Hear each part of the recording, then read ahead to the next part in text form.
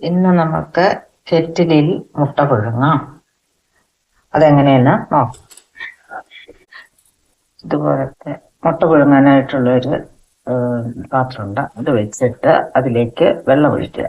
കെറ്റിലിലേക്ക് പിന്നെ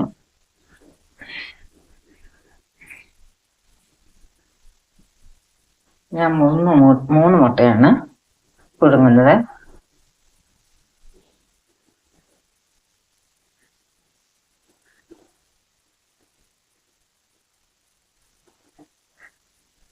മുട്ട ഇട്ടിട്ടുണ്ട്.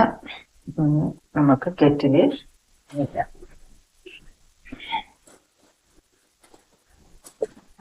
കെറ്റിലടച്ചു. നമുക്ക്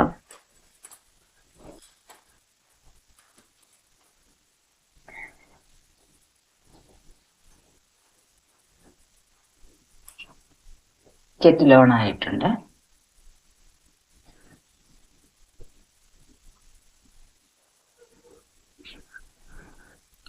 വെള്ളം തിളച്ച് ഒരു 7 മിനിറ്റ് കൊണ്ടൊക്കെ മുട്ട പുഴുങ്ങി കിട്ടും. 7 മിനിറ്റായി. ഇനി ഇത് നമുക്ക് ഓഫാക്കാം. ഓഫായിട്ട് ഒരു 5 മിനിറ്റ് കൂടി ഇരുന്നിട്ട് നമുക്ക് മുട്ടയെടുത്ത് തണുത്ത വെള്ളത്തിലേക്ക് ഇടാം. നിർത്തിയിട്ടിപ്പം 5-6 മിനിറ്റായി. ഇനി നമുക്ക് മുട്ടയെടുത്ത വെള്ളത്തിലേക്ക് ഇടാം. തണുത്ത വെള്ളത്തിലേക്ക് ഇടുന്നേ.